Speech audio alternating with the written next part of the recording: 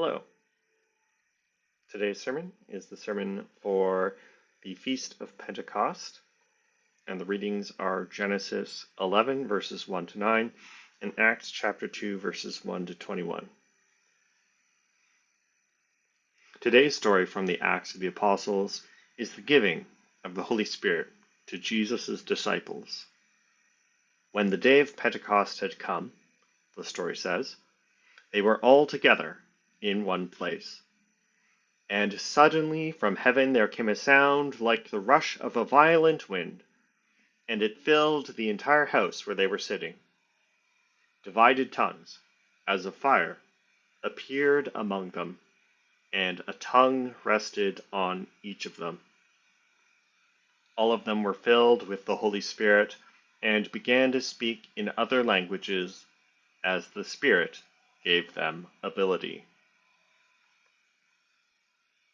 One way of looking at the story of the giving of the Holy Spirit from Acts is to say that it is the reversal of the punishment imposed by God on humankind told in today's story from the book of Genesis, the story traditionally known as the Tower of Babel, in which God confuses the language of the people building the city and the tower and scatters them abroad over the face of all the earth. On this view, the gift from the Spirit of speaking different languages undoes that curse. However, such an interpretation of both of these stories has been challenged by many scholars. For one, the claim that the giving of the Spirit undoes the curse of Babel lends itself to the troubling conclusion that the New Testament is inherently superior to the Old, that God's punishing judgment is manifested in the Old Testament, but God's loving grace in the New. What makes such a conclusion troubling is that, aside from being a sweeping generalization, it legitimizes anti-Semitism to some extent by denigrating or demeaning the Jewish scriptures.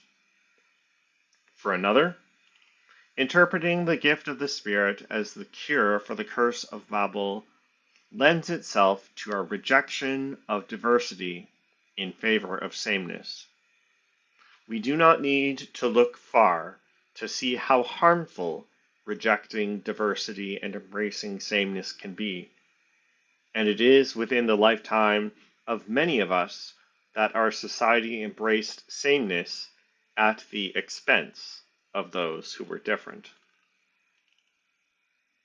Perhaps a better interpretation of the story of the Tower of Babel from the book of Genesis is to say that God's act of scattering abroad over the face of all the earth those who were building the city and the tower may have seemed like punishment to them, but it was, in fact, a blessing.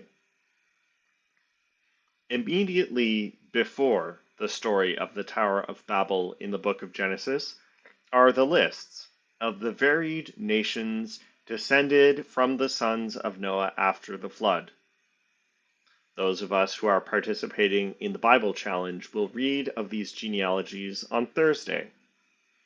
At the end of the list of the descendants of each son, it says something like, "These are the descendants of so-and-so, by their families, their languages, their lands, and their nations." Then, all of a sudden, today's story from the book of Genesis begins by saying, "Now the whole earth had one language and the same words." What is more, all the people settle in a plain in the land of Shinar. So this is in blatant contradiction to the diversity of nations from the chapter before. Now, analytically, we might say that this contradiction arises because the authors of Genesis brought together what were once two totally separate and unrelated traditions. However, it is important to look at what the genealogies and the story of Babel mean when put together within the narrative framework of Genesis. That is, how these stories relate to each other within the book's story world. The genealogies from the 10th chapter of Genesis show humankind fulfilling the divine mandate given at creation to be fruitful and multiply and fill the earth and subdue it. On this reading, the sameness of humankind in the story of Babel at the start of the 11th chapter of Genesis and their determination to dwell in one place is willful disobedience of the divine command to fill the earth and a rejection of the diversity of humankind which God blesses at creation. When God confuses the language of humankind and scatters them abroad over the face of all the earth, then it is not a punishment, but a blessing in disguise. What God is doing is restoring the diversity of humankind, which is God's will for humankind from the very beginning. The story of the giving of the Holy Spirit from the Acts of the Apostles, then, is not the undoing of the curse of Babel, but another expression of God's desire for human diversity.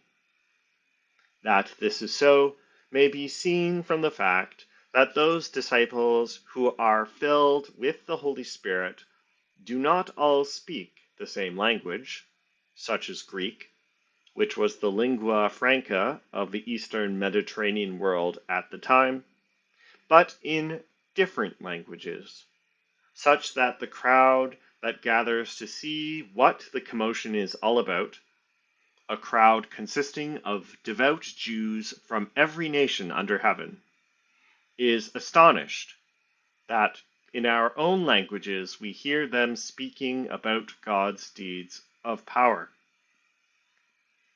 And yet another demonstration from today's story from the Acts of the Apostles of the value God places on diversity is the passage from the prophet Joel that Peter quotes from in the sermon attributed to him.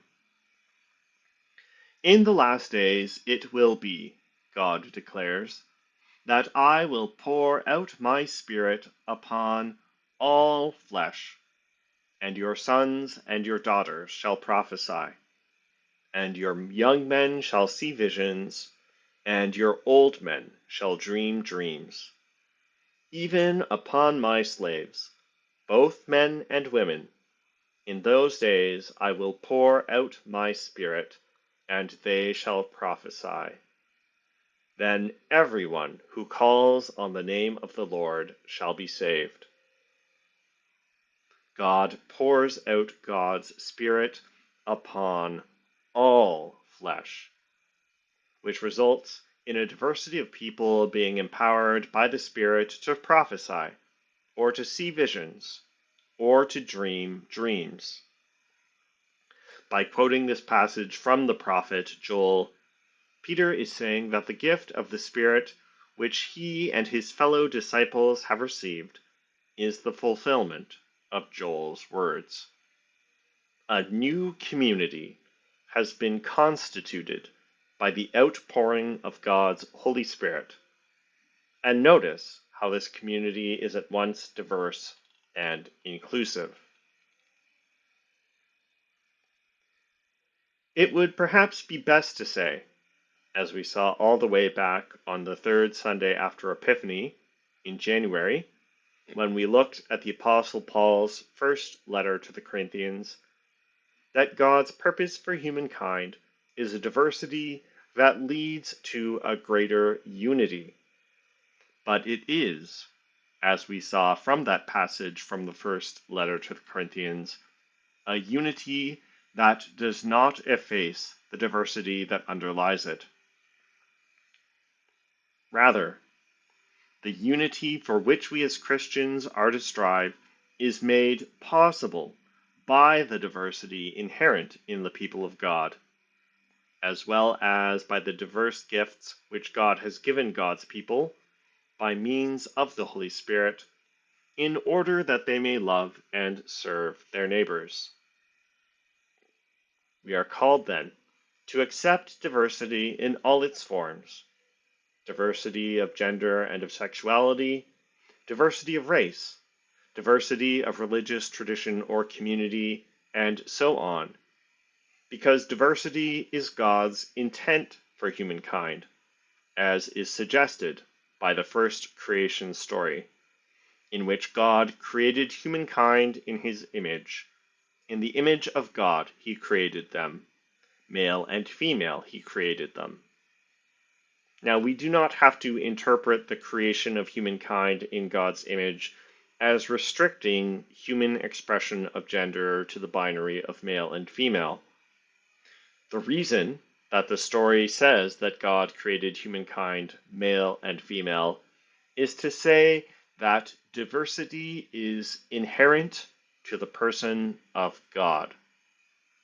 So we are to celebrate diversity as the fulfillment of God's will for humankind, and to work to ensure that it is protected from those who would obliterate difference for a stultifying sameness. Now, June is Pride Month, so perhaps in future years we could find some suitable way of honoring the spectrum of gender and sexuality expressed by God's people, all of whom are created in God's image. But perhaps most importantly, we need to celebrate the diversity of gifts that God has given to each one of us for the building up of our church community, our family. Know that your gifts are God-given, and that their diversity permits us to give God greater glory and praise.